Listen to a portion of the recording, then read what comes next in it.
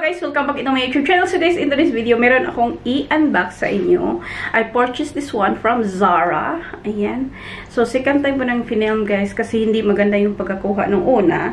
And also, this one is my third bag that I bought from Zara. So, una is itong brown one. The brown one is a small one because I have 14 Pro Max. So, binigay ko na lang sa pamangkin ko nung umuwi ako ng Pinas. The second one is the black one. Hindi din masyadong magkasya yung cellphone ko at saka binigay ko sa friend ko sa nail salon na gumagawa ng nails ko kasi nagustuhan daw niya. So, hindi naman siya laging humihingi. Yung first time pa nga lang tapos binigay ko na agad.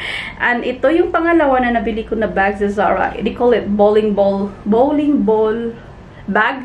So, ito nga guys, ito, na-remove ko na yung paper and itong tag is 229 yung bili ko dito, dirhams, ha? Kasi nasa UAE ako. So, meron siyang ganito guys, meron siyang yung, hindi ko talaga alam yung anong, hindi pa ata ako nakakita ng, yung real bowling ball bag. So, siguro ganito. Meron din siyang dalawang zipper. Ayan siya. So, isa, yung pwede, yung parang, para din yung sa luggage ba?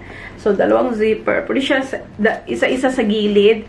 Or gusto mo ding, pwede ding sa gitna mo ilagay. So, ayan siya.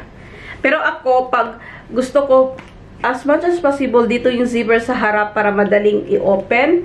So, dito natin ilagay yan. Sample lang. So, ganyan ang gusto ko para pag, open lang dito. Kesa likod mo ilagay or sa gitna, mas gusto ko dito para parang diretso na. So, pag open natin ha. Sobrang spacious nito. Mas gusto ko kaysa dalawa.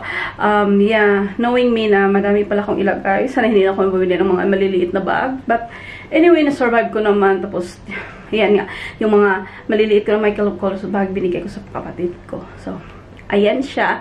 Isang compartment lang dito, like, maybe, coins, or mga resibo, or, kahit ano-ano. So, mas gusto, dati pa, mas gusto ko yung ganitong style na bag, kasi pagka mo, makikita agad kung anong gusto mong kunin. So, ayan siya. Isang compartment, and okay lang ako sa interior ba tawag? Interior. Sa loob ba? Sa loob na lang para madali. Kahit puti, brown, cream siya. Kahit kasi kung madumihan man, okay lang naman kasi wala namang nag-ano sa bag mo. Ang importante, malinis sa harap. Diba? Or sa outside world kaysa sa loob. Okay lang akong madumihan, matintaan, or anong initing na maano sa ano. So, ayan na siya. Meron siyang skinny strap. Skinny strap talaga. Meron ding makapal. Pero, between these two, ito yung gagamitin, yung skinny or yung brown lang ang gagamitin ko. Pero, I will keep this one pa rin siya, guys. Kasi, maybe one day, I need na ganitong strap. Lalo na yung kulay, diba? Ano siya?